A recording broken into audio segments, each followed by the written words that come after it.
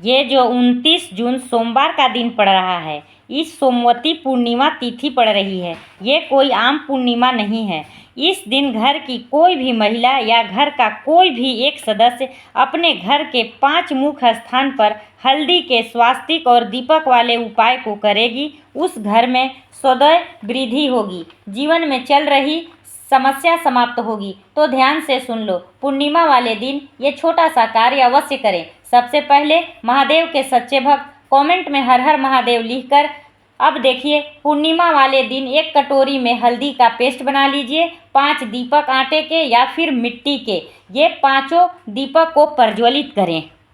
29 जून का दिन भूलकर भी मत भूलना, क्योंकि इस दिन पड़ने वाला है बुध पूर्णिमा व्रत और ये दिन घर में खुशहाली और सुख समृद्धि के लिए बहुत ही खास माना जाता है। और अगर आप इस दिन पूजा पाठ करते हैं तो भगवान का आशीर्वाद आपके परिवार पर बना रहेगा।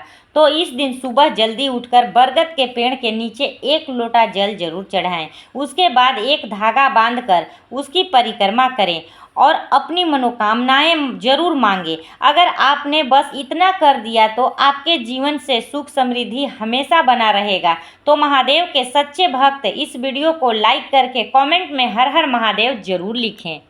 वर्ष 2026 में ज्येष्ठ मास की पूर्णिमा कब है? इस दिन व्रत किस तारीख को रखा जाएगा और ऐसा कौन सा सरल उपाय है जिसे श्रद्धा से करने पर सकारात्मकता और मन की शांति प्राप्त होने की मान्यता है? वर्ष 2026 में ज्येष्ठ मास की पूर्णिमा का व्रत 29 जून सोमवार को रखा जाएगा। पूर्णिमा तिथि 29 जून की सुबह 3:06 से शुरू होकर 30 जून की सुबह 5:26 तक रहेगी। क्योंकि 29 जून को सूर्योदय के समय पूर्णिमा तिथि रहेगी, इसलिए इसी दिन व्रत और पूजा करना शुभ माना जाता है। इस दिन सुबह स्नान करके भगवान विष्णु और माता लक्ष्मी की पूजा करें। यदि संभव हो तो सत्यनारायण भगवान का स्मरण करें, दीपक जलाएं, तुलसी को जल अर्पित करें और ओम नमो भगवते वासुदेवाय मंत्र कम से कम 108 बार या अपने श्रद्धा अनुसार माना जप करें।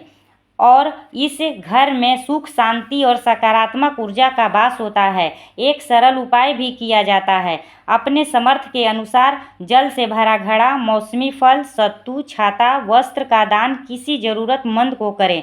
गर्मी के इस मौसम में प्यासे लगी को या पक्षियों के लिए पानी का व्यवस्था करना भी बहुत पुण्य की कार्य माना जाता है। ये केवल धार्मिक दृष्टि से ही नहीं बल्कि मानवता की सेवा का भी सुंदर संदेश है। अगर वैज्ञानिक दृष्टि से देखा तो दान करने या प्रार्थना करने से मन में संतोष, तनाव में कमी और सकारात्मक सोच विकसित होती है। वहीं पक्षियों और ज़रूरतमंद लोगों के लिए पानी का व्यवस्था करना भी भीषण गर्मी में जीवन बचाने जैसा नेक कार्य है। इसलिए इस दिन पूजा के साथ सेवा का भाव भी जरूर रखें।